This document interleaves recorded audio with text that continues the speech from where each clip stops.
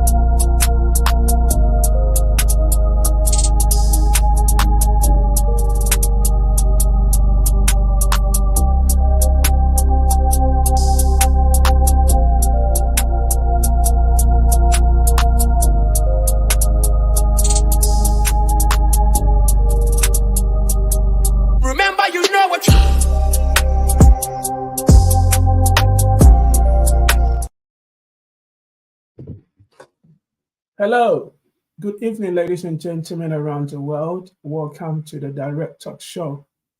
As you know, every Sunday, 7 p.m. UK time, we bring to your homes, to your screens, on your social media, on YouTube, wherever you are watching us from, we bring our Direct Talk to you.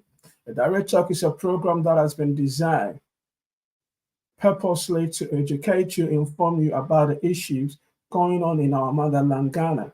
You can join the conversation by putting in your question via our Facebook page or our WhatsApp number or our YouTube channel. And we will do our very best to read your comments and your questions. Today, we've got a very interesting topic to discuss. On the 7th of this month, that is February 2024, the Vice President and the flag bearer of NPP, the ruling party of Ghana, made some statement. And the statement that he made was done at University of Professional Studies. And that statement outlined his vision for Ghana if elected as the president of Ghana in the upcoming general election. He made a couple of things that I want us to be looking at in regards to the speech or the things that he said. And for Ghana, what he wants to do and how he's going to do that. So without wasting much of your time, get something to drink whilst you are watching us live on Facebook and YouTube. On Facebook, you can see us live on Have Your Take Media, and on YouTube it's HYT African TV. Invite a brother and invite somebody to be watching us as well. Share the link with your friends and your family. Today, I've got 4 panelists on the show to help me discuss the speech that was given by Dr. Bawumia, the Vice President of Ghana and the current flag bearer of NPP, the New Patriotic Party, the ruling party of Ghana. To help me do the discussion, I've got Chairman Comrade Damba. He is the Comrade Damba, who is the chairman of NDC and Ireland chapter, the UK NDC chairman for UK and Ireland. And I've got Ken Johnson. Ken Johnson is also the president of Pro Forum UK. And I've got Elijah Timot. He's a pharmacist in the UK. And I've got Richard Ahija, also a Pro Forum member from the US. But before our panelists begin to speak, I've got a video that I'm going to share which those of you who are unable to watch Bawumia Speaks, we're not gonna play all the entire video, but we're gonna highlight on some of the key aspects of the video and as we of the speech. And as we proceed, I will be giving you some of the key points that he talked about in his speech and his vision for Ghana if elected as president of Ghana. So sit back, relax, and watch the video. And after that, we will zoom into the discussion. As I said, you can be part of the discussion by sending in your questions, your comment via our Facebook channel or our YouTube channel or via directly to our WhatsApp channel. Thank you for listening and thank you for being here with us. Sit back and let's watch the video and we'll be right back. At this stage, salute and give particular recognition to the Bank of Ghana, which has come under unfair criticism for taking the necessary measures which help pull the economy back from the brink. The Bank of Ghana provided needed financing to the government at that critical moment. See toilets, Amamu. Yeah, see toilets. In all, yeah, see 8-unit toilets, 4 8-unit toilets, 32 toilets in all. They take your IC. This government, they put delivery trackers, also toilet. Toilet with district assembly, them work. Why national government, they tell people waiting you do, then toilet in the district assembly. That one we know the counter. Look at the economic management team. It is quite clearly a fantastic team. Professor Jambafo, Dr. Akotose, Dr. Afriye Akoto, Honorable Alain Chiremanting, Boachi Ejaku, Ken Oforiata, Senior Minister Yao Osafo Mafu. What a solid team. In fact, can anyone remember the NDC economic management team?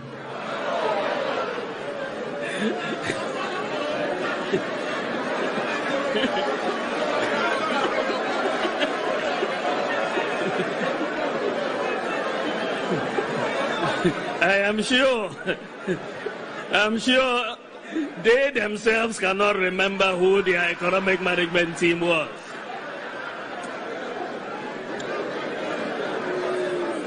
Kukrudu, fellow Kukrudites, we were elected to fix the problems, and I'm glad to report that we are fixing the problems and we are putting in place the policies that will drive the economic transformation of this country. It is very clear that the economy is beginning to respond to the policies of Nana Addo Dankwa Akufo. And the fuel price is a cost.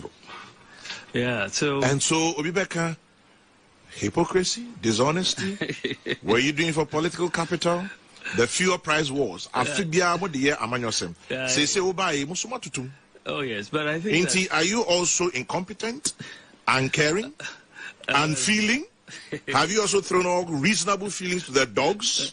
Kwame, yes, sir. I stand by those statements, those words in the first place. But I think that let's put this in context, Wati. Because we had a government that put us through 4 years of doomsday.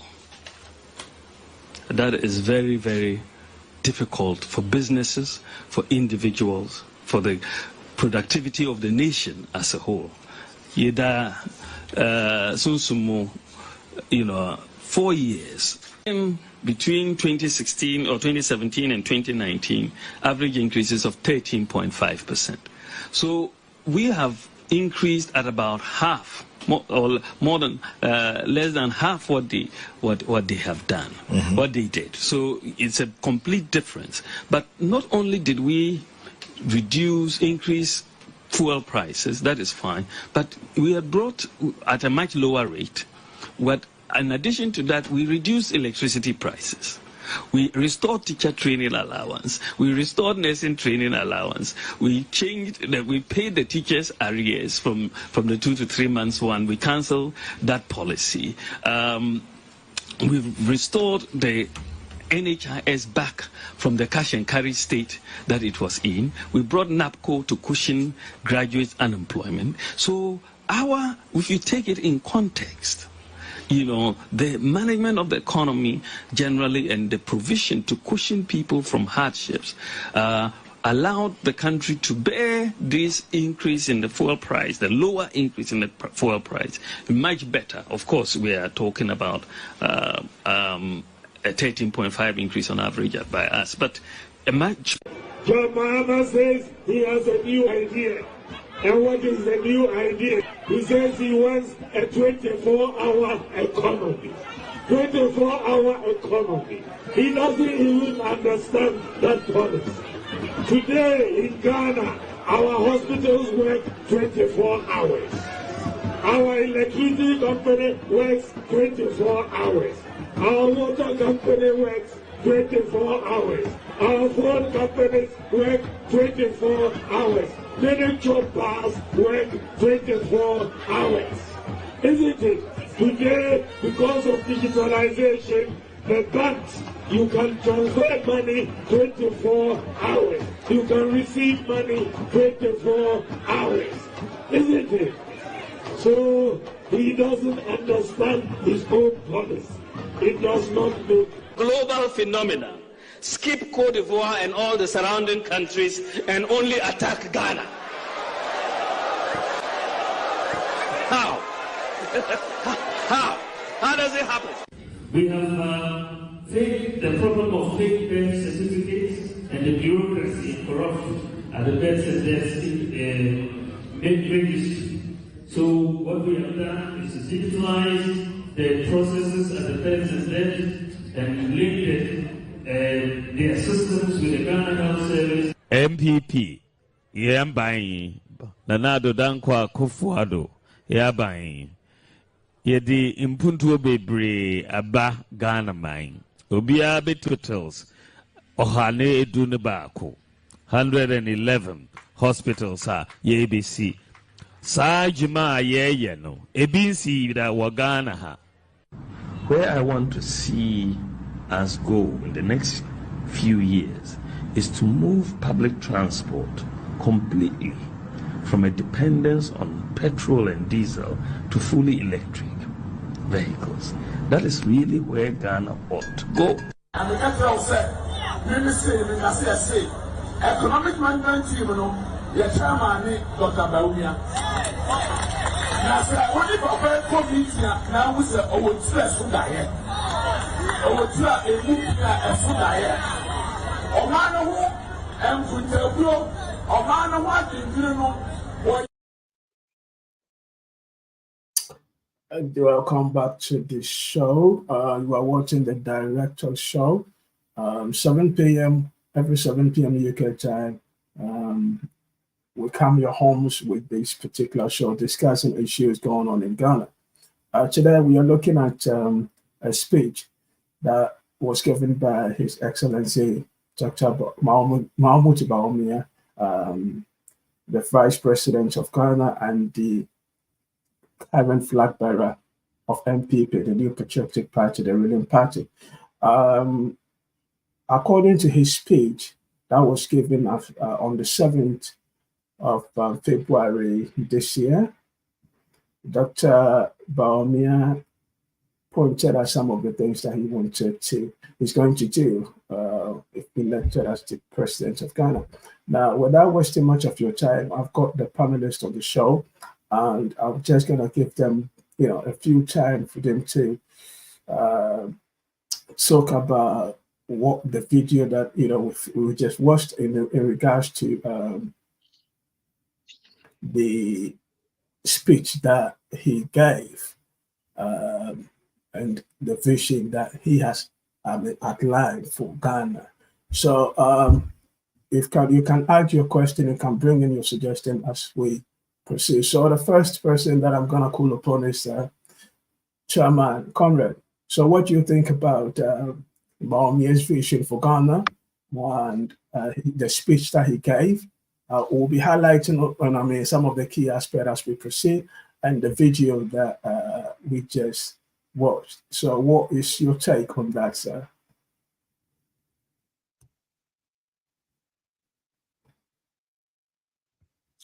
Thank you very much, Dr. Austin. A very good evening to you and to my fellow panelists, my senior-most comrades, Comrade Richard Ahelija, Comrade Elijah, and Comrade Ken Johnson. Very senior comrades. I'm privileged to be amongst your midst today, and very grateful to be in your hot seat today, Doc. And of course, very much full of gratitude to our cherished listeners who have tuned in to listen to us, try and take our views on Dr. Bawumia's so-called path to nowhere. Now, for me, it's very difficult to even begin to think of what Dr. Bawumia said, mainly because it looks like Dr. Bawumia did not take himself serious. Not only did he not take himself serious, he didn't take the good people of Ghana serious. You would be forgiven to say, to assume that what Dr. Bawumia did is basically, if you like, a musician who's out there with a good beat, but with no lyrics at all. In fact, I think it was Dr. Hassan Ayarga that said Bawumia was behaving like a DJ on the podium, moving his body about, issuing goofouts, as Dr. Otoniedu would say, whilst lying through his teeth, utterly, if you like, pronouncing very basic and embarrassing lies. So embarrassing that even some in the audience could not fathom exactly what was happening. And therefore, I mean, initially at the beginning of the speech, I was wondering why was the president of the republic, who appointed Bawumia as his vice, not there? Why was the finance minister not there? Why was the minister of all ministers, Gabi Ochilidako, not there? But as the man started rattling off, then I realized that no, they didn't want to embarrass themselves. You could be forgiven when you look at the speech that Bawumia gave to think that it was some level 100 economic student who's yet to be taught his first lesson in Econs 101, who wrote that speech for him, and in a haste, he did not go ahead and even read it before going to read it out. Hope at least it was not plagiarized, but the originality you'd see was one of deceit. This is a speech for which I think Pinocchio would have been very, very, very excited about. You know, if Dr. Bawumia was the actual Dr. Pinocchio, I'm sure by the time he finished his speech, his nose would have been so long, it would have been protruding out of the main entrance of that hall. You go through the document that Dr. Bawumia himself put forward, and you see a concerted effort to hoodwink the good people of Ghana with a litany of falsehood, half information, deliberately carving things out in order to be able to paint a position that really does not exist. For example, and I will start with what he thinks he achieved, touch on a few of them, and then go to what he claims he wants to achieve. You go into Dr. Bawumia, he tells us, oh, they have achieved a lot. And the very, very first sentence, the very, very first paragraph, I mean, forget the first two paragraphs. You go down to his first paragraph where he actually starts trying to talk about something substantive, and you realize that the man clearly did not know what he was talking about. You look at paragraph 5 of his sentence, his speech, and he goes on about the fact that they inherited a declining economy and that they had to reverse it. And I'm asking, this guy really does not know what he's talking about. Which declining economy is he talking about? Because when you look at the very document that our IMF people, remember, we went to the IMF for a bailout in 2015. And anytime you go to the IMF for any such bailouts, one of the first things they will do is they will do some projections. And among those projections are some of the basic economic and financial indicators over the period till the end of your program. Remember we went in 2015 and we're looking for a 3-year program. That 3-year program would have ended in 2018. You go and you look at the Article 4 consultation paper. Every year they come and do a staff paper, basically called Article 4 of the IMF, where they have to look at the health of each economy. One that was published in 2015 it set out that based on the work that the President Mahama and his government had done, based on the fact that we had worked to bring in 2 new oil wells and a few others, they were expecting the GDP of our country to move from 3.3% in 2016 to 7.4% in 2017 and 8.4% in 2018. Now, let's go and look at what was the actuals that panned out. You go again and you go and look at, if you look at the same IMF document in 2021, right? When they came back and did another Article 4 in 2021, you would see how they show what the actuals were. In fact, you don't even need to go that far. Go and look in our own budget and work out what was the economic growth that we secured in those years that we are talking about. And once you look at that, you'll be left in no doubt that it was not through any genius of the MP that we achieved what was achieved in 2017 and 2018. Why do I say so? Look at 2018. 2017, our economic growth was pretty much bang on in line with the prediction made by the IMF, right? You go in and look at the economic growth we had in that period, and it was pretty much around 9.8% approximately. So if you then look at what the IMF predicted versus exactly what we achieved, you will find that there is nothing special that the MPP did. In fact, we hit 8.13%, which is just a few, like 20 basis points or 0.2% above the 7.8% that they predicted. This was predicted even before they won the 2016 election. So what exactly did they do to achieve that? You go to 2018, and then it declined to about 6.2%. But again, it had been budgeted to be 7.4%. So clearly, you look at those 2 periods, and you realize that that government could not be responsible for it. Yet the man says that they are the ones who came in, stabilized the economy, fixed Doomsaw, fixed NHIS and other routes, and made sure the economy grew by that. The reality of the case is that the same Bawumia in March 2016, at least 9 months before election, admitted on Joy FM that Mahama had solved Doomsaw but didn't deserve credit. That is the same man now coming to tell us that he solved the Doomsaw issue. You go into some of the very farcical things that Bawumia starts talking about. He starts to put graphs there, and this is where his dishonesty, academic dishonesty, barefaced lies, take a very frightening trend. You have him there telling us, and this is very interesting. The man tells us that the average growth of Ghana between 2013 to 2016 was 3.9%. But then he goes to say, for his government, the average growth between 2017 to 2022 was 4.9%. Therefore, they are 1% better than the NDC. The question I am asking is, Bawumia is currently the vice president and chairman of the economic management team of the MPP since 2017. So I expected that he should have been telling us the growth from 2017 to date to 2023. At least 2023 is finished. We are waiting for 2024. Now, President Mahama, incidentally, was also the chairman of the economic management team and vice president between 2009 to 2012, and then became president from 2012 to 2016. So you should be taking President Mahama's full period from 2009 to 2016, not cut out a certain period. But Austin, do you know why this man did that? Because he is damn right dishonest. Now, let me say to our viewers here, when you go in, the beautiful thing is that I took my time and went to the World Bank. There's something they call the World Development Index.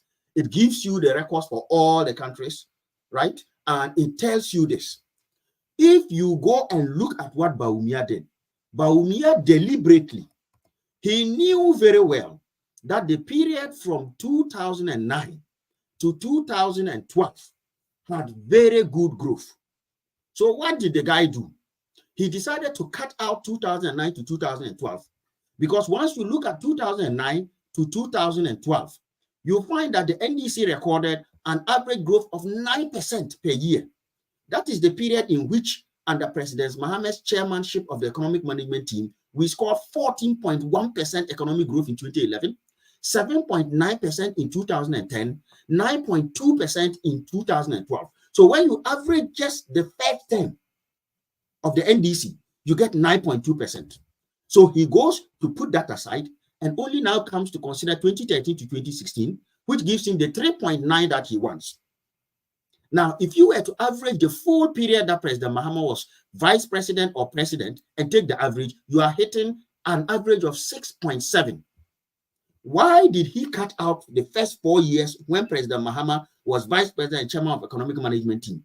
Perhaps he should have even said, oh, I will only use your period where you were chairman of economic management team because I am also chairman of economic management team. No, he cut that one out. Then when it comes to the same MPP performance, look at the interesting thing. He decides that he will go for 2017, and you know where he's going to end? He will go 2017 to 2022.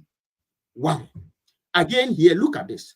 From 2017, when you average it to 2022, you get 4.92, which is exactly what he put in his paper. But he refused to include the 2023 figure of 1.5. That was IMF projection, and by October 2023, World Bank had confirmed it.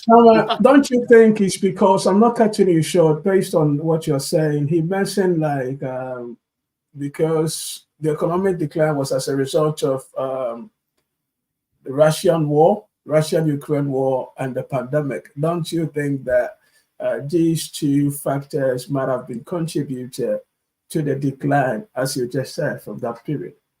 Good question. But this is the irony of it. The COVID happened in 2020. So if you say because of COVID, you are not going to, you stop, then you should stop at 2020. Ukraine war is 2022. It's still ongoing. In any case, let us look at you see, Bawumia lied that COVID is the biggest financial triggered crisis that has hit the world since 1927, the Great Depression. That is wrong. The heaviest was the 2008 subprime mortgage crisis that led to a full-blown financial crisis in 2009. That was one of the reasons why the Europe Jet project that President Kufuor started disappeared.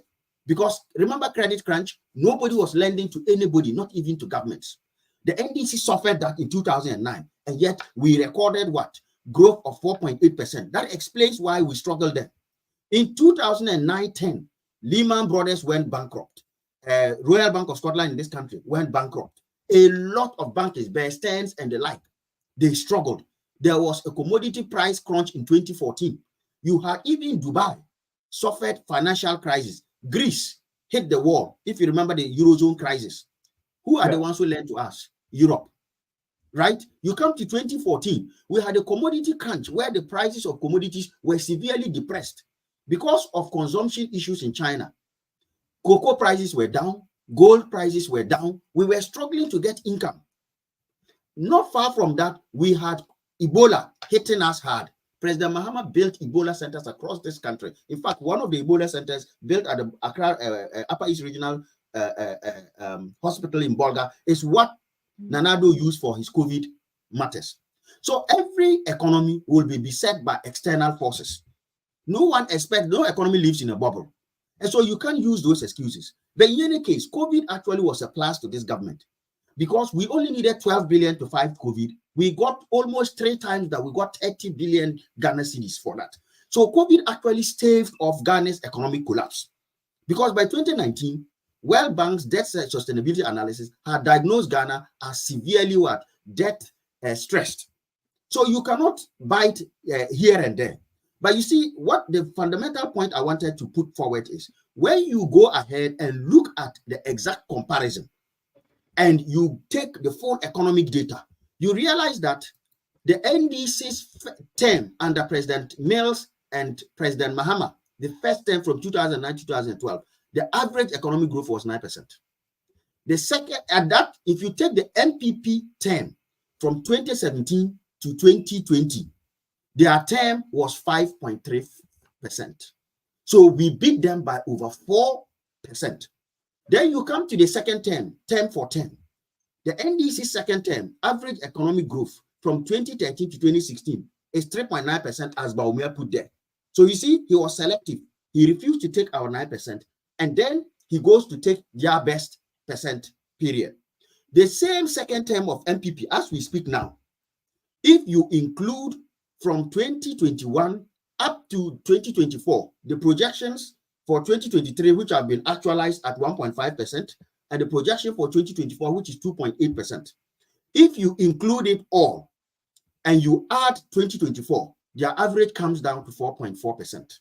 If you ignore 2024 and say, oh, because 2023 is gone, let's only look at the years that are gone, forget the new year coming in, then it actually even comes down to 4.23. If you now decide, let me add the full 8 year for 8 year, right? NDC's average from 2009 to 2016 under President Mahama's leadership as Vice President and President subsequently is an average of 6.4% every year. To be specific, 6.47% growth. MPP from 2017 to 2024, if you add the projection, the average reduces to 4.4%.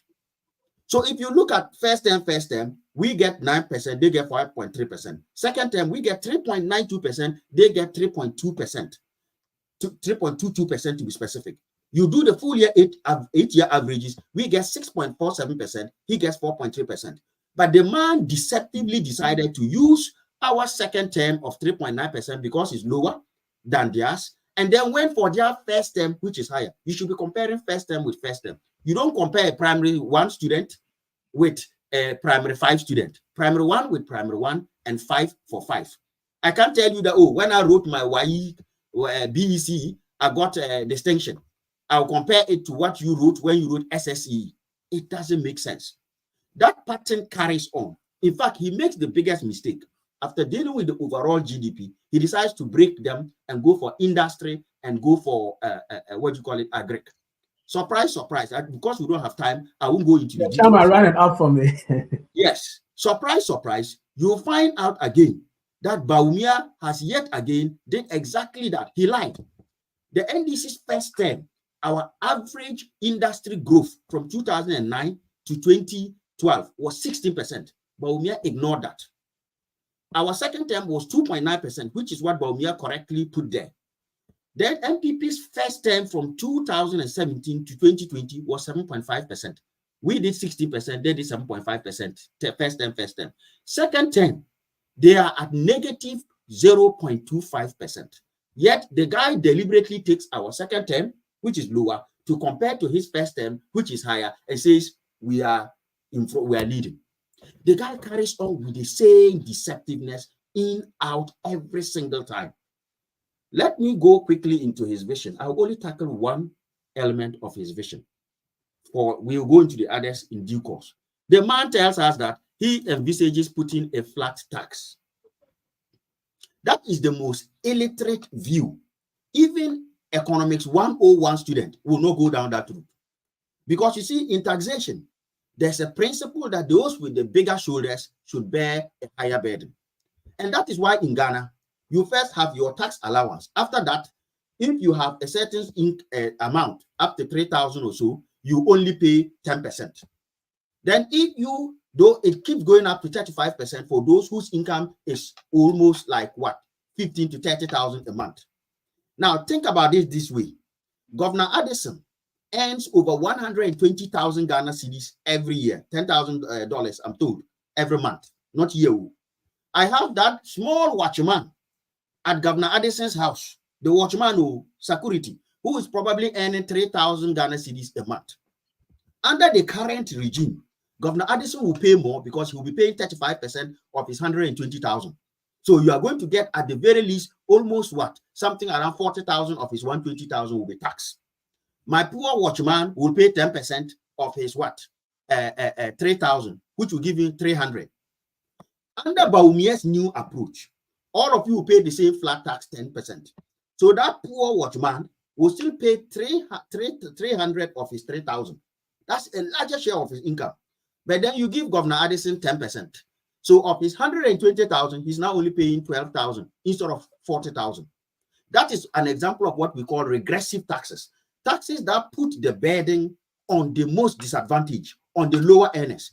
Because without watchman, When you take the 300 out of his 3,000, 10%, and leave in 2007, he doesn't have enough to pay rent. He doesn't have enough to even feed. But for Governor Addison, even if you take the 40,000 out, he still has over 80,000 there to feed himself. So why would you reduce his tax from 35% to 10% and keep the poor man's tax at 10% and tell us that you are Vasco da Gama, you have discovered something new that will save us? Not only is this going to reduce income, it is also a regressive way by hitting the poorest hardest. We are already in debt deficit. We are already being dribbled around by IMF. We just struggle to get even second release. You are going to go and reduce this tax. You think IMF will approve it? IMF will not. Thank you, Chairman. Thank you. Thank you, Chairman, for your point. I will come back to you. I've got a couple of questions in regards to your response, but I'll have to go to another panelist. Ken Johnson, you've listened to Bawumia's speech, and what do you think? What's your take on that? And what do you think about Bawumia's vision for Ghana if elected as president? Please, share with our audience what you think about Bawumia's vision and his speech that was given on the 7th. All right. Thank you, Austin, Dr. Austin, and thank you for having me on your show. I think this is my first time coming here. So you are welcome. Good evening to your viewers as well. Yeah, I mean, I, for the first time in my life, decided to pay attention to the so-called hyped speeches of Bawumia, to watch it live.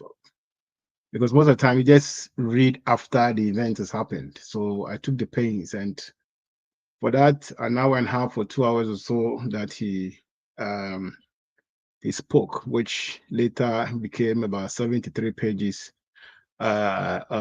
statement. My few words that I picked up was it was hollow. There was nothing in it apart from lies and if you call it comicry.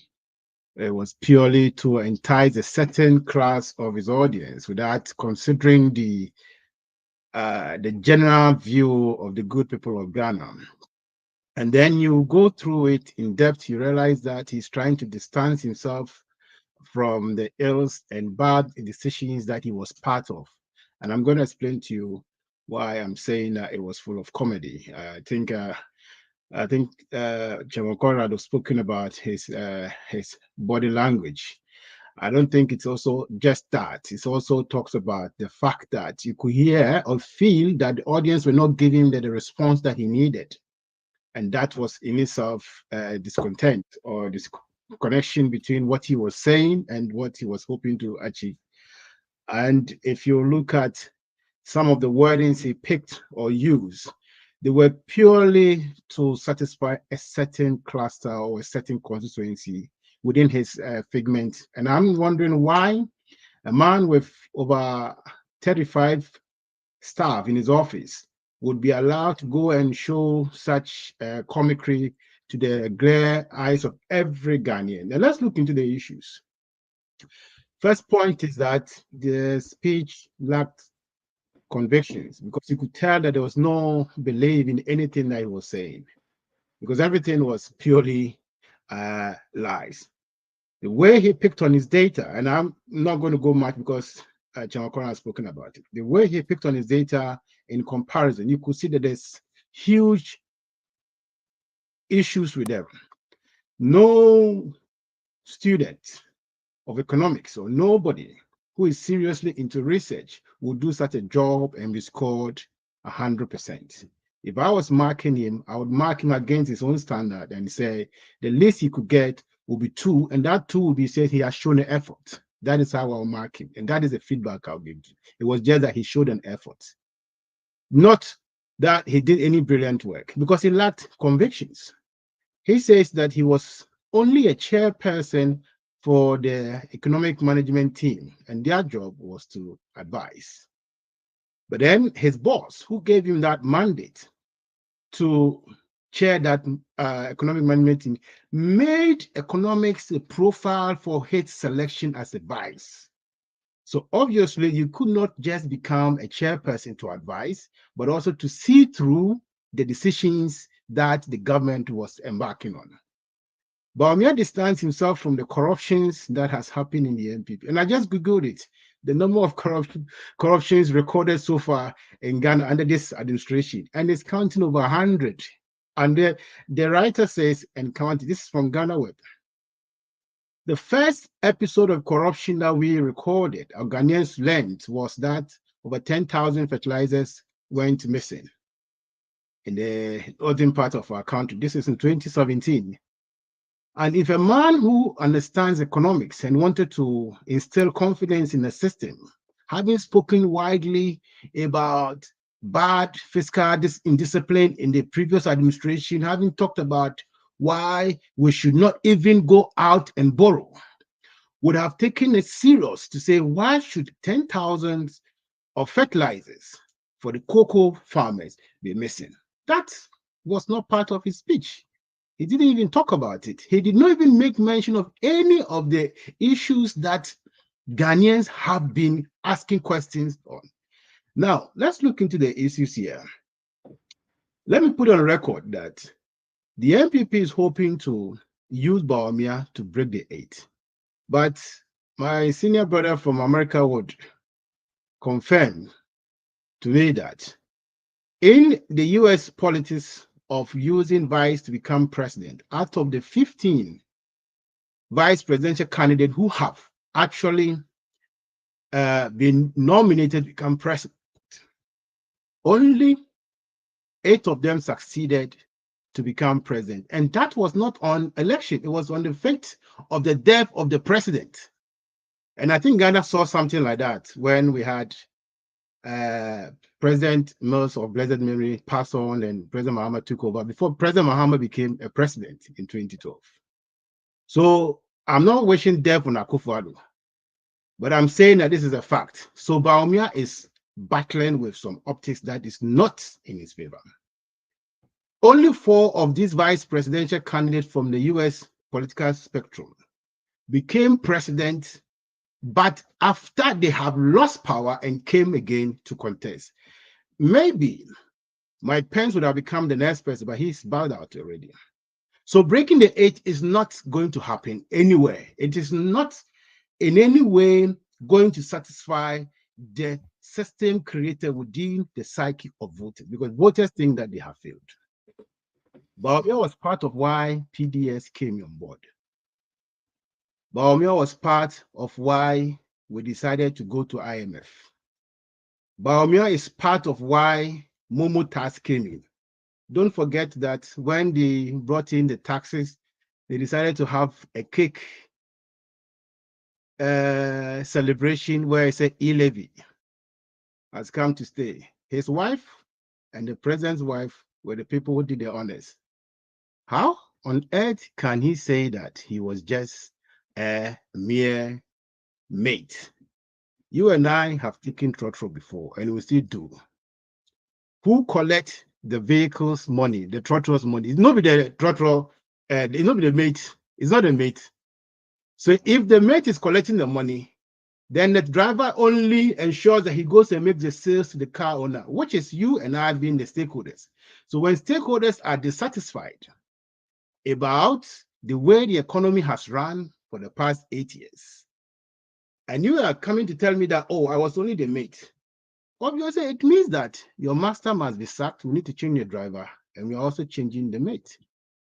So whoever came out with that analogy that, oh, I'm only the mate and I need you to give me the steering to manage the vehicle for you, to me is pure malarkey. It is pure unscientific. You have seen on WhatsApp before when a man was fighting with a mate about exchange of 50p in Ghana, 50 pesos. We all saw it. We thought, how can he be fighting for 50 pesos? But that should tell you the scale at which poverty has evaded many Ghanaians, and people were just scrambling for anything they can get hold of. So Bawumia talks about he came into politics to serve the good people of Ghana. I think page 157 or so of his statement. Then he talks about he didn't come to make money. Okay. He should tell us who went into, or who's gone into politics to make money. It is only Akufo-Addo's government that I know that people who are paupers can just turn their life around and become rich men. And Ghanaians know it. Him, Bawumia himself, is aware of it. It is under Akufo-Addo that individuals who we know were trolling around trying to find Papapa can now say they are millionaires under Akufo-Addo. The president's own communication secretary's wife came out. Eugene Hine is a typical case of the corruption we have seen under the MPP, and therefore an economics who is in charge of the economic management team, having flouted around saying that it's a fantastic team, cannot say that I was only an advisor. What about the members? If you are just an advisor, what about the members? Why would they come compass together, or why were they brought together to do what? Just to tell Mr. President, we can do this by just choose not to. Let me ask you this before you proceed. In Bawumia's speech, you were saying that you made mention of not being able to, I mean, you know, he hasn't done anything, being advisor, whatever, but he made mention of digitalization being a key point, a central point of, his speech, that he brought digitalization, modernizing the Ghanaian economy. And why are you laughing? I haven't even finished my question.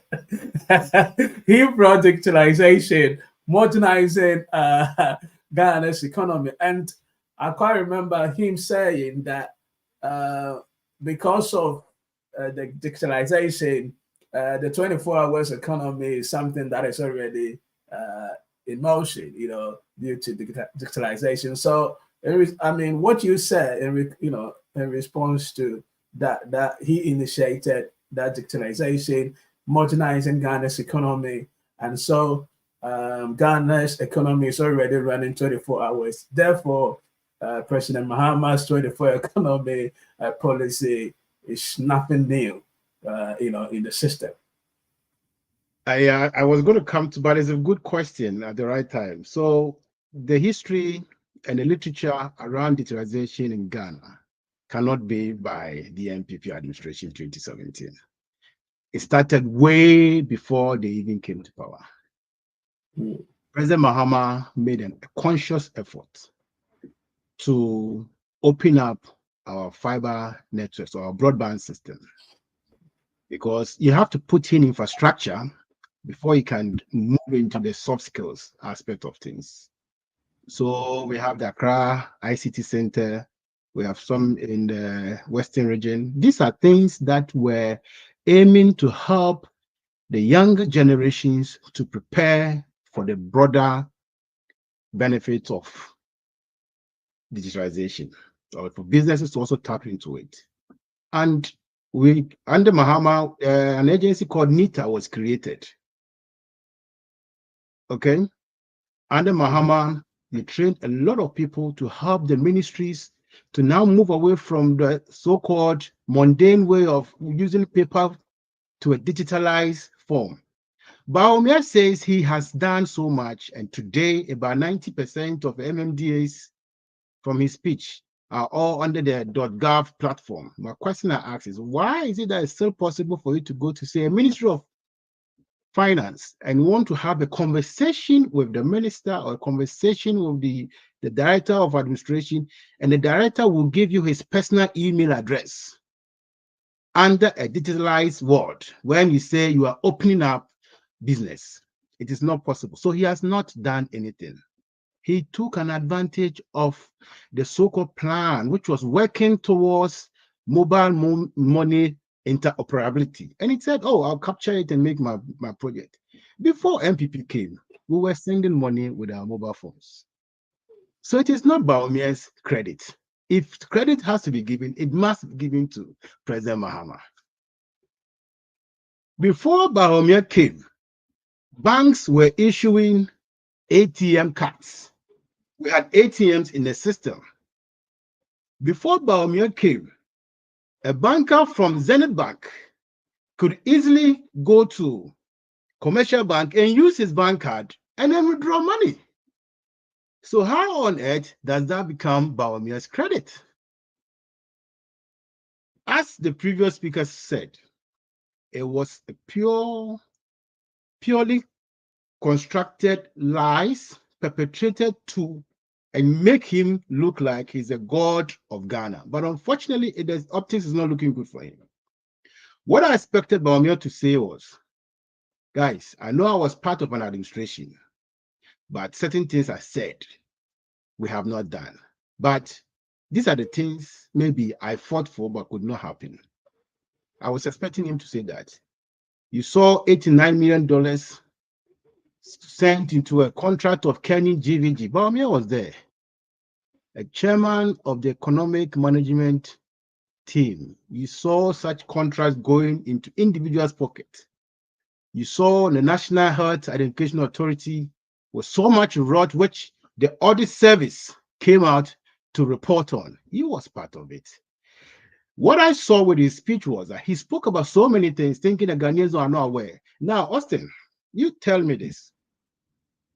You are Ghanaian. A child born in Ghana today knows that Ghana is endowed with minerals. It is clear. We all know it. It is in our books. A child who is even unborn knows that when you are born to be a Ghanaian, Ghana has gold and all the minerals. It is clear. Because it is in our DNA. An adult, touchwood, who is an adult knows that Ghana is blessed. The problem we have is the mismanagement.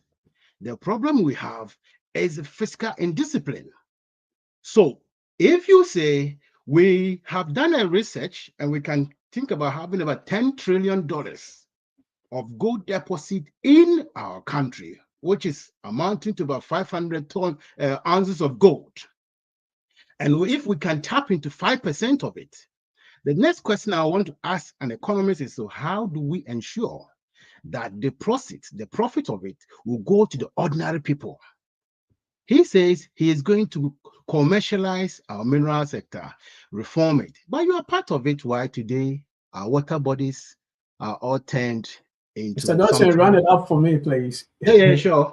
Yeah, he's part of it. Why today our water bodies are turned into something which is there that today we can't even have potable water to drink. So how can we be confident for him to come in and now control it? Bawumia is only coming in to ensure that Wontumi continues to continue his bad behaviors in the way he has been managing our mineral resources. Bawumia says that I want to give power to the MPP people to continue their bad behaviors. But Ghanaians are not prepared to see such continuance of misbehavior happen. And that is why I think that what he's hoping to achieve to bring President Mahama to his level at this moment in time will not happen. The records of Mahama against Bawumia are wide. Mahama fought corruption. Bawumia cannot fight corruption. Thank you very much. Thank you, Ken Johnson, for your contribution. You are listening to the Direct Talk Show. This program has been designed to educate you. We discuss issues going on in Ghana every Sunday, 7 p.m. UK time. As I always say, if you are not in the UK, kindly check your local time on Google so you can join us every Sunday live on Facebook and on YouTube. If you've got any questions or any comment, you can share it on our Facebook page, that is Have Your Take Media, or YouTube, that is HYT African TV, and we will answer your question or read your comments. A couple of comments have come through. I will be reading them very soon. But before I do that, I just want to go to Elijah. Elijah is a pharmacist. Elijah, you've listened to Bawumia's speech and his vision for Ghana. Just want to hear or tell us, our audience, what your views, what you think about his speech and his vision for Ghana. Thank you, Dr. Justin, and good evening to all your listeners and my fellow panelists. I'm going to approach it in a slightly different way to my two predecessor speakers. First, I want to look at how Bawumia portrayed himself in that speech from a professional, healthcare professional perspective. I'll also look at the evidence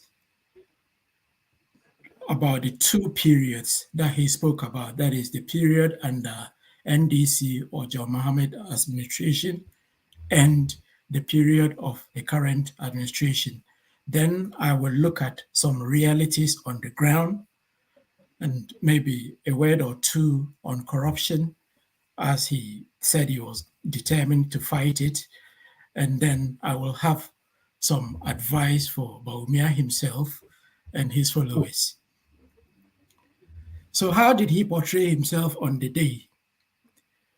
As a healthcare professional, if you've ever gone for a blood test or any kind of laboratory investigation, there are parameters we always look at. We look at the minimum and the maximum, that is, where it must be to be classed as normal between two lower and upper parameters. So anywhere between that is classed as normal. Anywhere outside that means it requires further investigation and possibly some kind of intervention to bring things back where they should be. So I'm looking at this in regards to Bawumia's speech, you know, from a psychologist's point of view, and I'm not a professional psychologist, but I did study a little bit of psychology and we practice it on a day-to-day basis.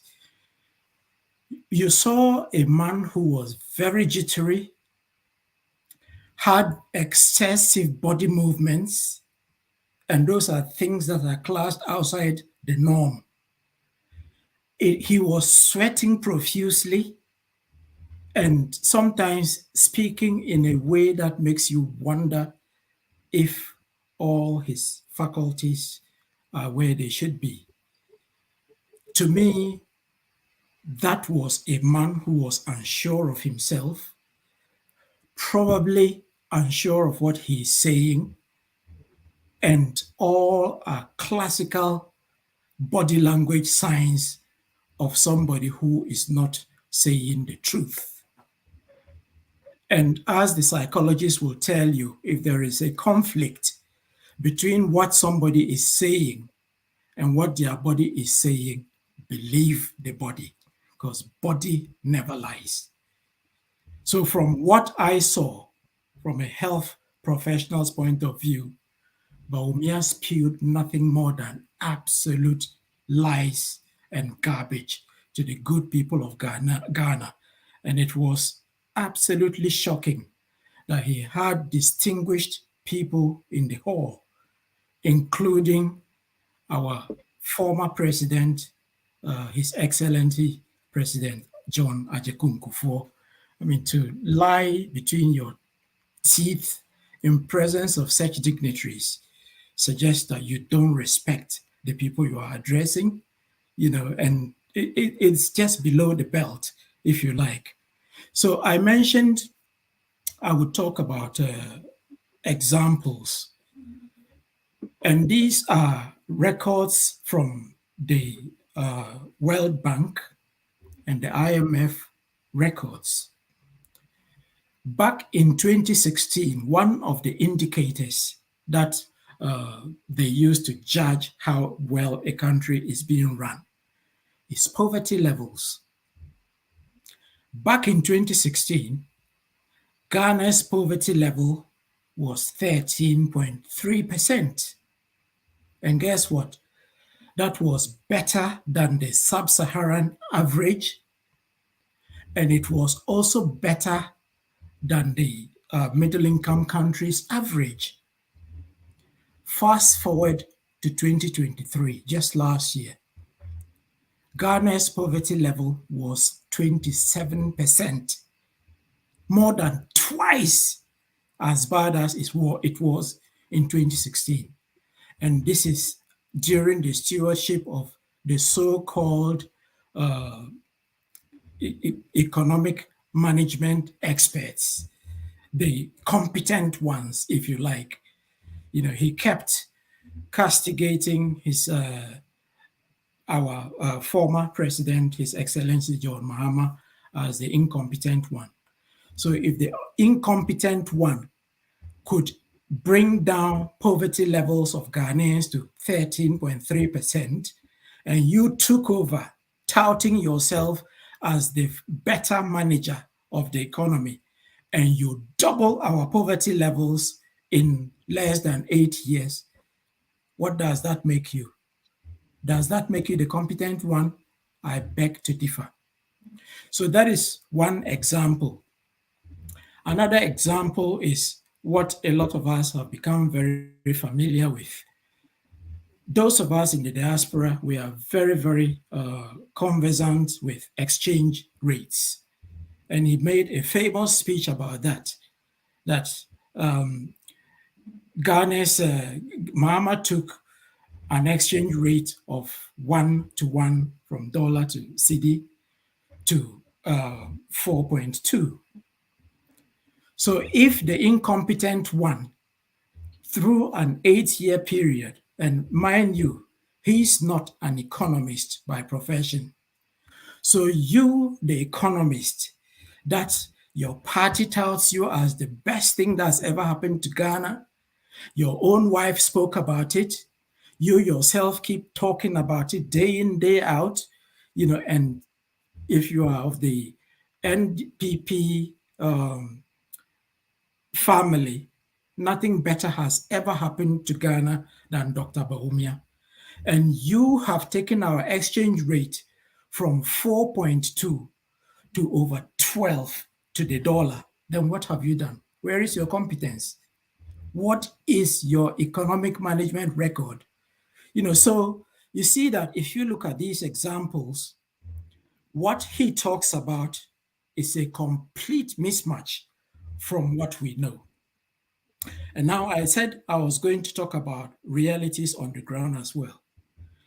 Dr. Mahamudu Bawumia comes from the same region that I hail from, the Northeast region, which is the youngest region in our country, one of the youngest and possibly the smallest.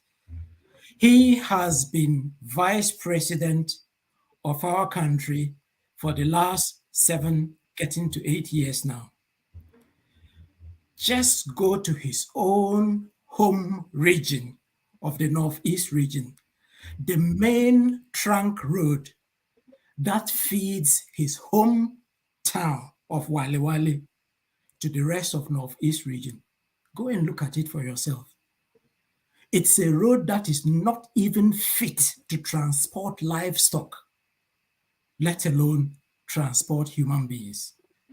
Just on Friday, our former minority leader in parliament, Honorable Haruna Idrisu, in his radio interview, mentioned that he spent Christmas in the Napanduri Bunkrugu townships constituency.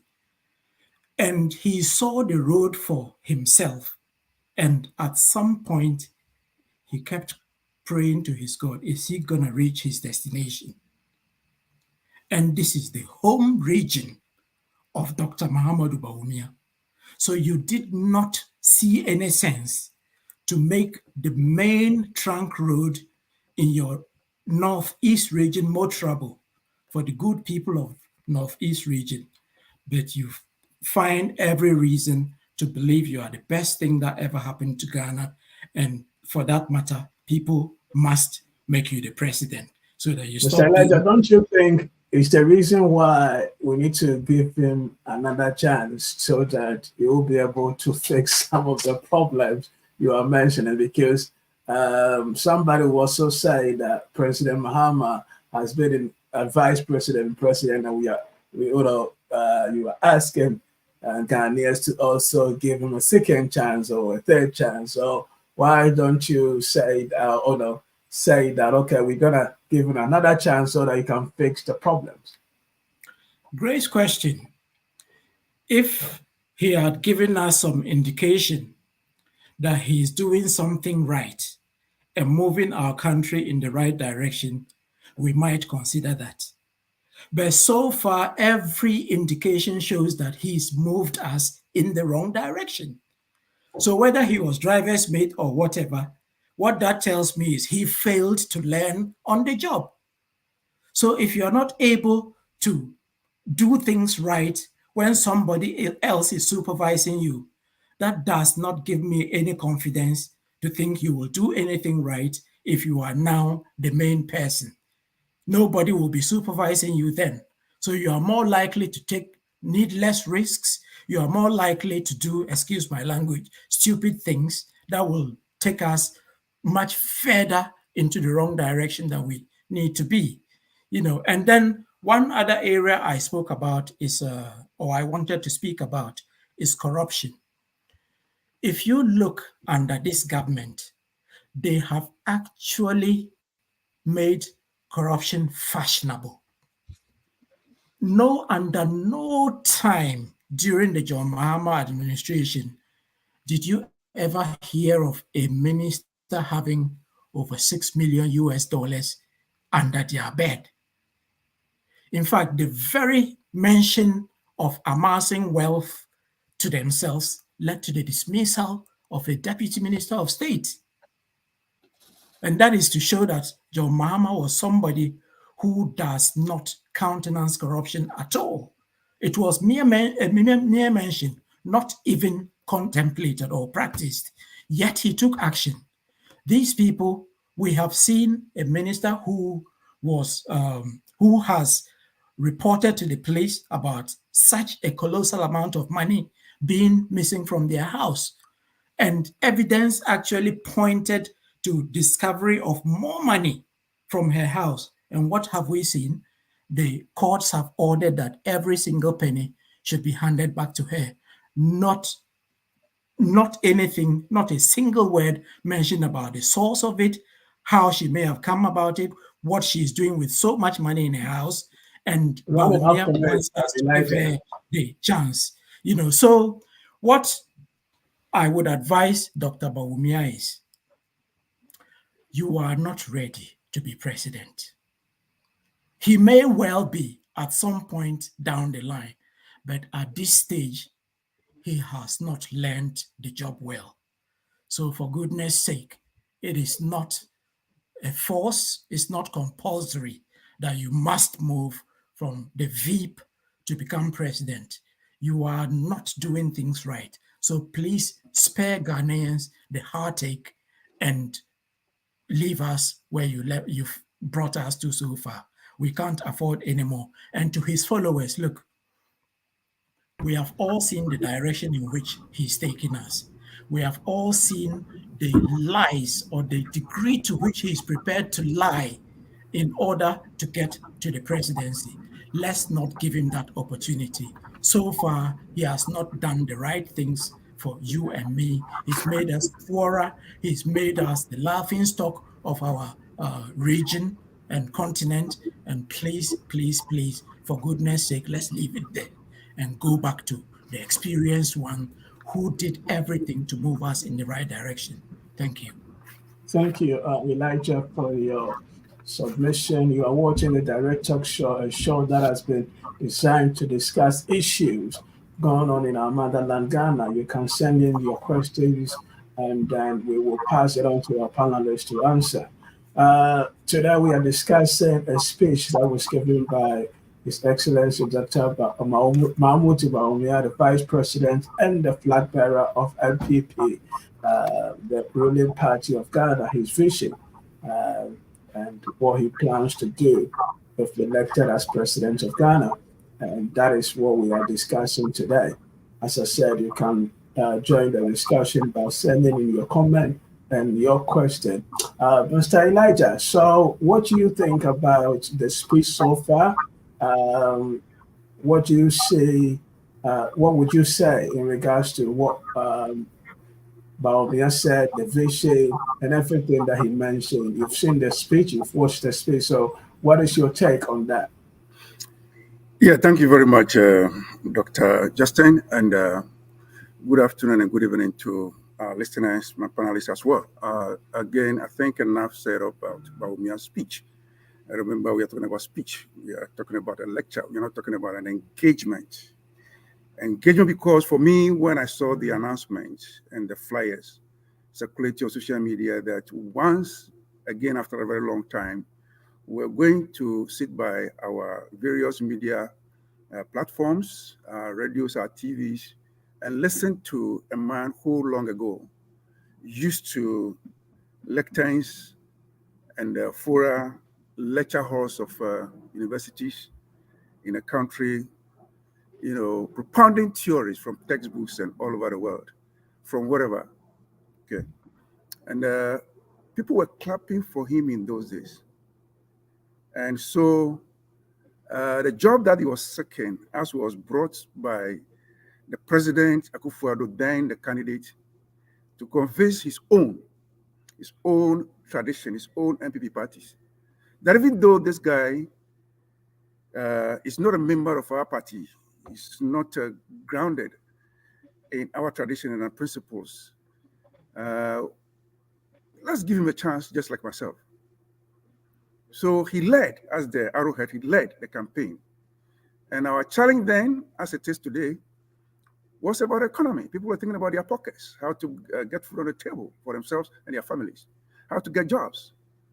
So they brought this parrot to be propounding to certain questions for senior men who are very experienced in public office, in various sectors, including the economy. Remember the former late Vice President Misata had been in a system as a technocrat, as a deputy or minister of economics for a very long time. Not only that, but he also lectured, just as Bawumia wanted to do from time to time. So he was very experienced. And then this man picked a textbook and decided to set some questions for him. I want to find out from Bawumia whether he has been able to answer those questions. In fact, people have asked him already. I don't think he will answer any question. He doesn't answer any questions. In fact, prior to him climbing the platform to speak on that evening, I was expecting that he will change his style because he was presenting himself to the citizens to be considered for an extension of his employment and get promoted to the next level. So I was expecting that you would want, as a candidate, a prospective employee, you would want your employers, the citizens that you are going to engage, ask you questions, set questions for you to address, express what they were expecting or how you have brought them by your economy, for you to engage them in a roundtable conference, perhaps as a second section to your lecture, for you to address, so that they will leave home with some clear minds. You rather left them at the end of the day with questions lingering all over. And that is why many media platforms, like this one that we are talking about, a lecture. He came to tell us lies. He thought he's very smart, and that the intelligence, if there is anything like an intelligence college that you will attend and get equipped with intelligence, he thought that he's the only person who has attended a state college called the College of Intelligence. He thinks that he's the only person in this world, in Ghana, who has acquired some certificates or credentials in being smart and being deceptive and take everybody for granted. He thought after attending, granted that those schools are available, he thought he's the only person who attended, and as soon as he and his colleagues completed those schools, the schools were closed. He doesn't have any regard for Ghanaians. He doesn't have regard for people who have attained intellectual capacity like himself, if he has one at all. He doesn't have regard for anybody who's experienced in this world as a Ghanaian or as an expert in a certain field. He came to spew lies, manufacture figures, manipulated figures, and spew them on us and walked away freely, sweating like a pregnant fish that has come out of water. So for me, much said about Bawumia in terms of the manipulation of figures is much said. Let's leave it there. We shouldn't give him the opportunity to set agenda for us. Sometimes, if you think through it, you will think that Bawumia just want to divert attention, create some scene, and then lead us so that we spend all our energies and all our time, instead of thinking about certain things better, be talking about him and what he came to spew. So we have collapse. I believe at this stage, Ghanaians have seen the person that is. NDC speakers, NDC smart and the skillful experts have been able to debunk all that and exposed him. They clothed him.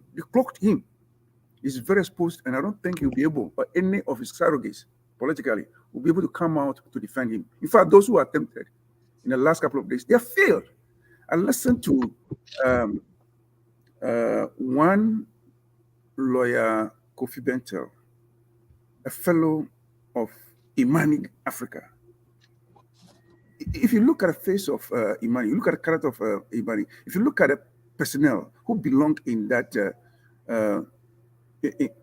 institution, you doff your heart for some of them. Talk about Bright Simmons, talk about Franklin Kujo, and then add Kofi Bentel, and listen to him alone, sitting before the host of Newsfile, Samson Ayeni, asking probing questions. And all he wants to say is that let us forget about Mahama and give a chance to Bawumia because we have not been fair to him. Bawumia has been given all the opportunity in this world. Nobody gets an opportunity that anybody who climbs to become an assistant to a substantive officer or executive. You are the vice president. In fact, you are still the vice president. In fact, unlike your other colleagues who contested at the presidential primaries, who had to resign their positions to contest, and have so far resigned, you, as a vice president, by your privilege, that privilege you have been given, and the constitutional privilege, you have been given the duty to continue performing abysmally and run for interview to be considered as a president. Now, you are positioning yourself like a political opposition officer in government, departing from the very things that you yourself and you're leading a cabinet, leading an economic management team to create and implement it on Ghanaians for a certain economic path. Our biggest challenge as Ghanaians and citizens is about the economy of the country, the economy of our institutions, and the economy of our households and our pockets. That was the assignment specifically given to you, a reason why people voted for you. In fact, a reason why you, by your credentials, people voted for Akufo-Addo, because you came from the Bank of Ghana, where you believed that a lot of money was sitting down there that you could dip your hands in. So no doubt, you, as the chairman of the economic management team, under your own supervision, you instructed, let me use the word instructed, you instructed the governor of the Bank of Ghana to continue printing money without recourse to the laws, regulation guiding the printing of money in the country. Where 75% must not be exceeded, 5% of the previous revenue should not be exceeded. You violated it like you're violating every process in the country. You violated the PDS agreement. You gave clear order and command, not instructions, to the PDS team, those who were guiding the team, to depart from clear parliamentary order, instructions, approval, that we should stick to conditions before the contract. So, Mr. Elijah, Mr. Richards, let me ask this one before you proceed. So you don't agree with his statement that he has brought economic transformation to the country? I don't know what economic transformation you guys are talking about. Show me what is economic transformation you're talking about. They say he has brought economic transformation. I want to see it. I want to see it. What I have seen so far about Bawumia is that he promised us one constituency, $1 million. Is that a transformation you're talking about? Give me the result. Well, I'm still waiting for mine anyway, for my constituency. So he promised us one village, one dam, especially from where he comes from in the north, where Timbo and Conrad come from. Ask them whether they have seen any dam over there, or anything they can call dam. They know dam. I don't know dam. The only dam I know is around Pram irrigation project over there. That's the dam I saw under Banasco and Achampo. So if you're talking about dam, I was looking, and here I'm from Florida. Florida, here we do farming. So when you walk away from my house here to the next county, you see the orange plantations. The dams are there. The tomatoes, the dams are there. So at least I know what I will call a dam.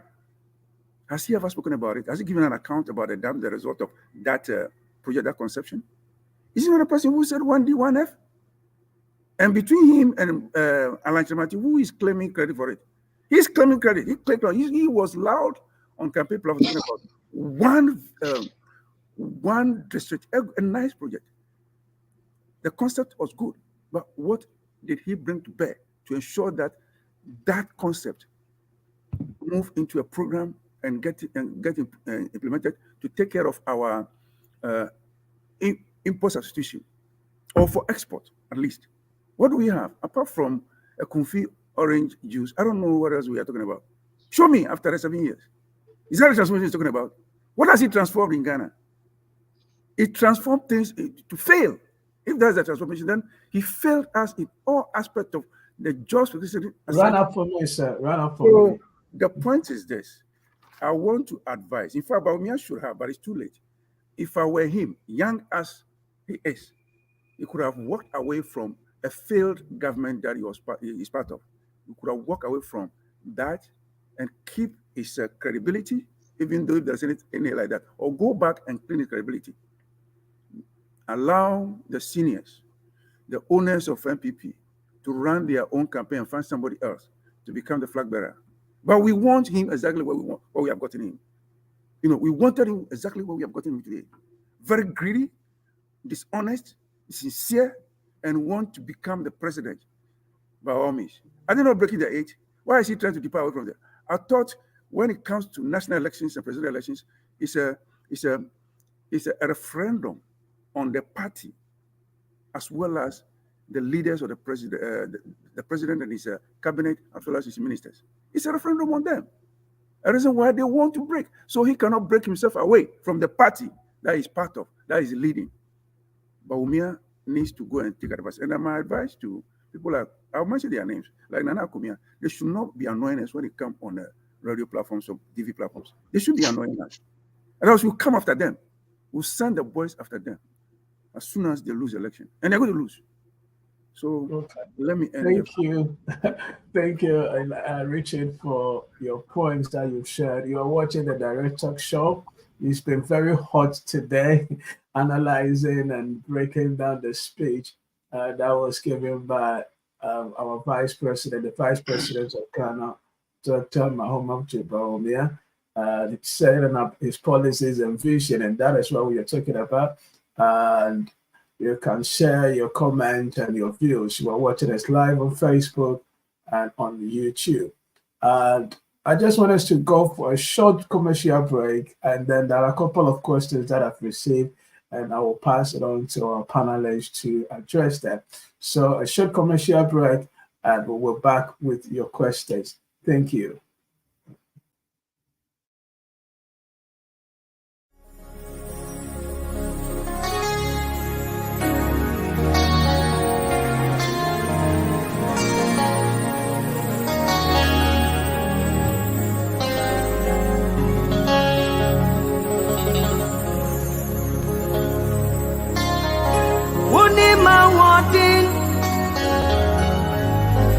Abraham, I am real. Now when he many that's what Abraham, my father, and Tibuamio, Rabia, Amamatu, where you man. Woni ya walking.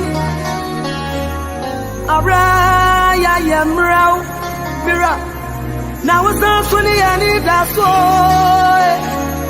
abira ya papa oh entibuaye oh wayana rabie amayasu miaya wechumai oh echumai Una wa freye abamubio. Je, ukikesie mu adwumai. Una wa freye abamubi.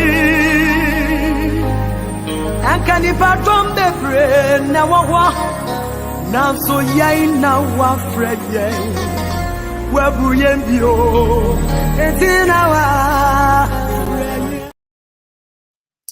Welcome back to the show. It's been interesting. It's been hot today. And I'm going to read some of your questions and some of your comments.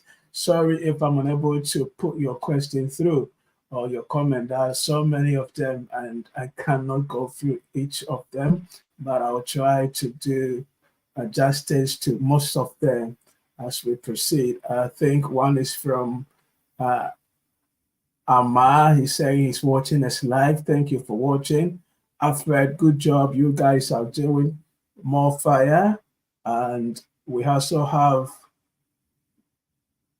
somebody, the same Amar. Also, there is a brilliant show. And then a couple of comments are coming in. I'll be reading them as we proceed. But let me go to the questions that I've received. Then I will have to direct it to Chairman Conrad.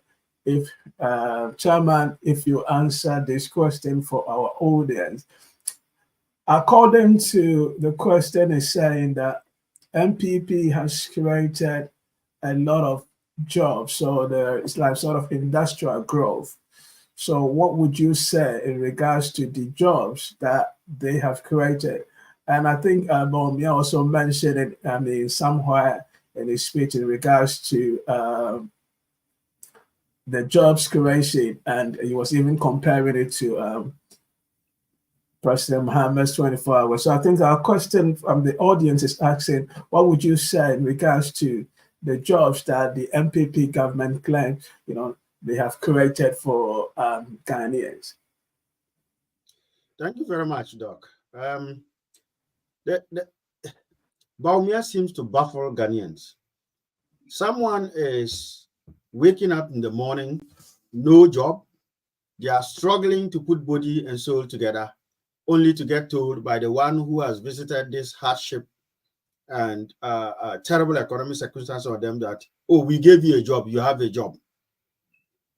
How do you give a person a job and they don't know they have a job? The last Ghana Living Standard Survey that was conducted, the 20th versions, the 7th version in 2016 put unemployment at just about 1,027,000 people in terms of the people who were 15 and above and unemployed. Around about that time, under President Mahama, unemployment rate was basically about 5.8%, roughly. Today, as we speak, unemployment rate has tripled to almost 16% in the latest Ghana Living Standard Survey. And these are statistics from the Ghana Statistical Services. This is not NDC data being made up or anybody being made up.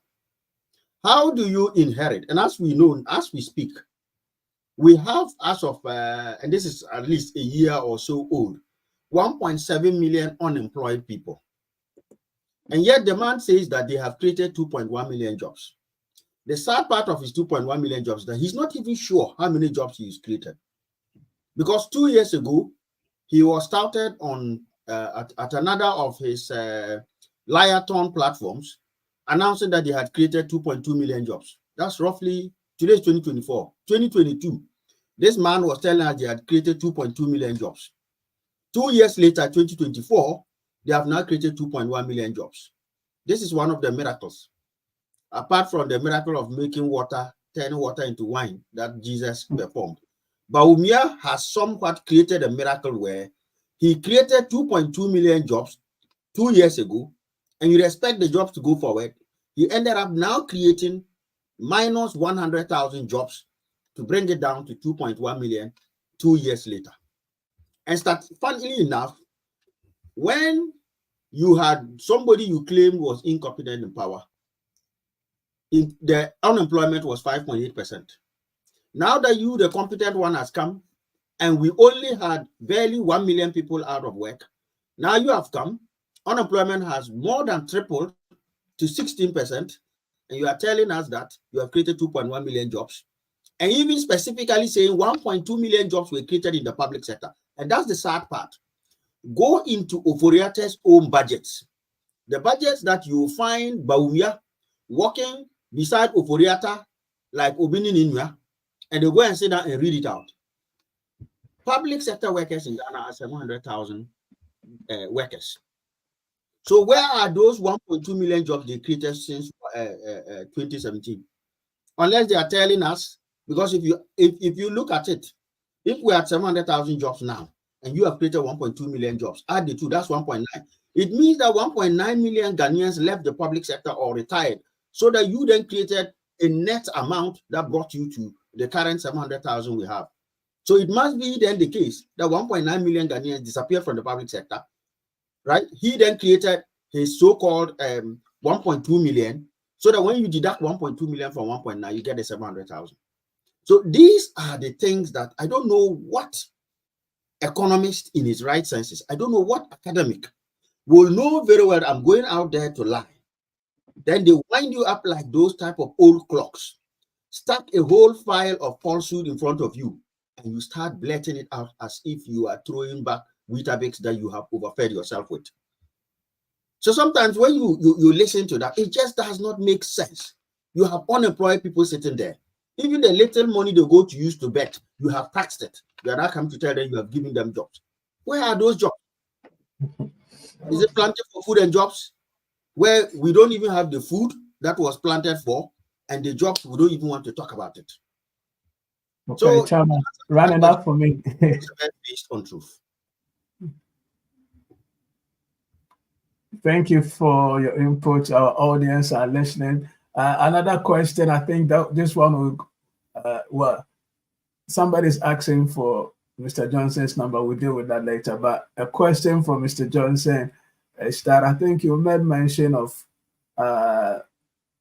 digitalization being implemented under President Mohammed's administration. So the question here is that somebody's asking that Bawumia was the one who introduced the Ghana card system and other, so how would you say that these things were implemented under His Excellency John Mahama? All right, thank you. I think that's what direct talk is about. It's about educating your audience as well. The point is, in 2008, there was an act of parliament called the Act 771, which gave birth to the National Information Technology Agency, NITA. Now, if you want to check 2008, who was in power? That is, yes, it was NDC. So this was the foundation for which the NDC administration thought that this is how we want to move to ensure that we can open up the space because life is changing.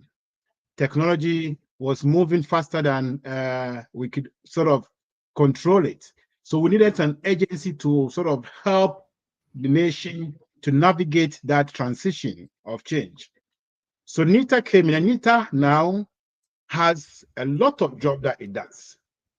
Bawumia says he brought in digitalization, but I didn't even talk about the foundation for which the digital space was created. And that is the disingenuity from him. When a man lies, he can lie up to even his in-laws and never know that he's lying.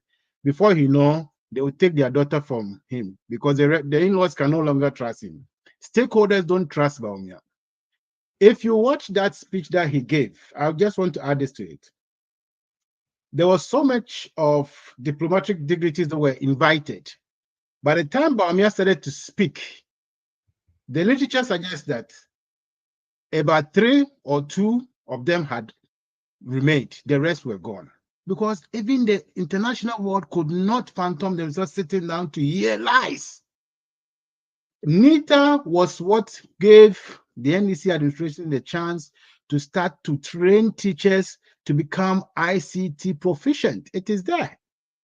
They started giving teachers laptops. It is through NITA.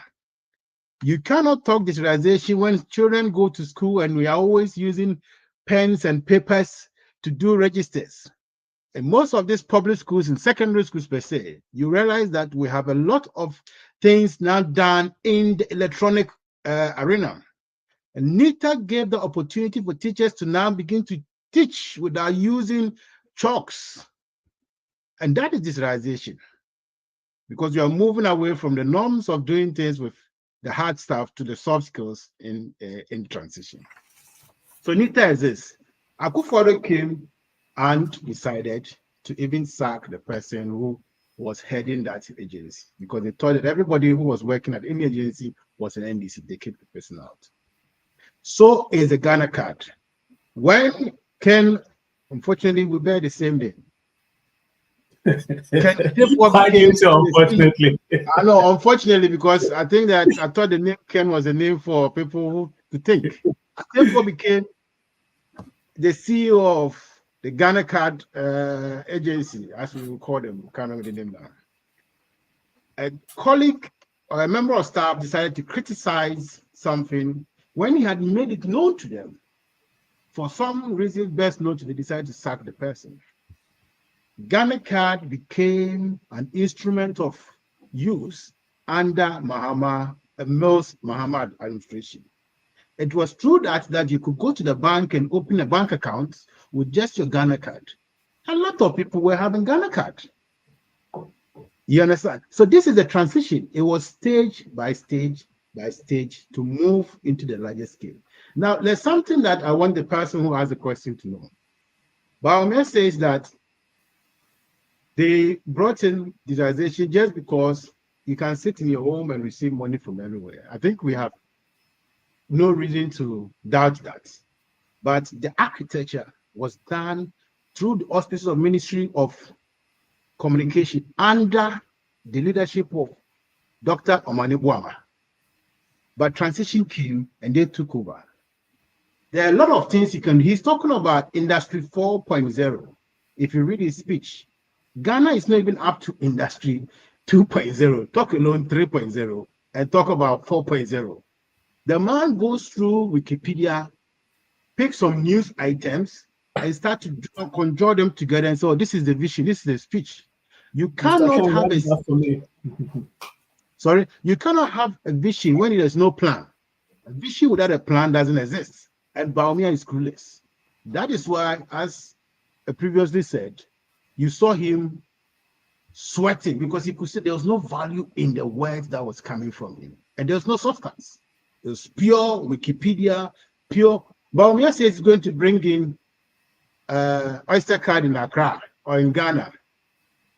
How are you going to use that? For what purpose? I rest my case. Okay, thank you. You are watching a direct talk show right at your comfort of your home. A lot of questions are coming in. I will pass it on to briefly to our panelists. Just two more questions because we are running out of time. So I'm sorry if your questions, not been answered. We'll try to see how best we can do as we proceed. I think, Elijah, in your speech, this question is for you. You were talking about some infrastructures and roads, and this question is that, don't you think that under the MPP government, there has been an improved public services in Ghana? Well, the reality speaks for itself. Does the questioner feel there is an improvement in public services? I don't. I must admit I don't live in Ghana, but I do visit Ghana fairly frequently. And I interact with family and friends back in Ghana on pretty much a daily basis. So I know what is happening on the ground. And the reality is that if anything, things have gone in the wrong direction. And probably before we come to certain physical infrastructure, let's just go one step back to the digitalization thing that he's trying to claim credit for. And my brother Ken spoke about a few things that we did. I want to give tangible examples, and these were captured in the People's Manifesto, the NDC's 2020 Manifesto. These are tangible things that we did before we exited power in 2016. One was we had built the largest tier 3 national data center with backup facility in Kumasi. We had built the Accra Digital Center, which is now being utilized to aid and abet what Bawumia is touting as his achievements. We built over 800 kilometers of fiber optic cables right from Volta region through the Eastern Corridor, through Northeast region, OT, and to Boku. We also built a 300-kilometer radius of fiber optic cable in the Accra-Tema enclave. And if you remember your O-level mathematics, what is radius? If you have a center, a circle, and the dot from the center to one end, that is the radius.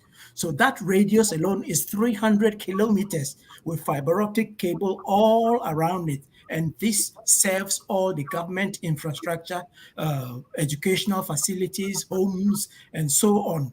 We have improved the clarity of our television so people can see clearer picture, clearer sound, and you can watch your soccer games in much better clarity than we used to be. These are all results of our digitalization drive. And that was just the beginning of more to come. So, and that's not to even mention the numerous affordable homes that we put up, which are left to rot because this government doesn't believe in continuity.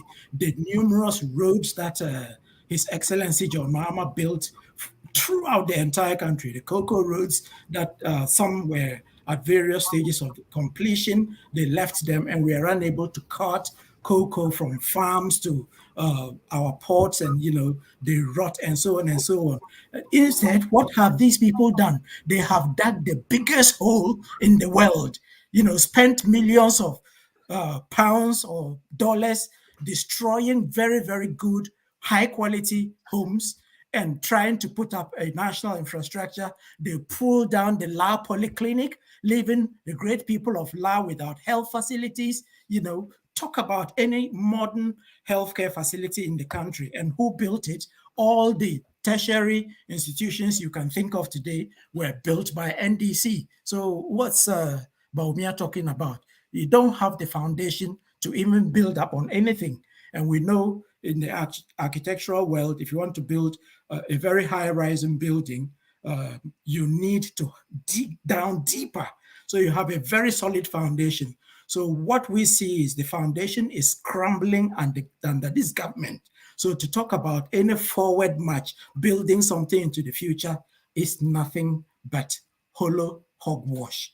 So let's not believe anything they're telling us. Okay, thank you. Mr. Richard, that will be the last question. Our time is up.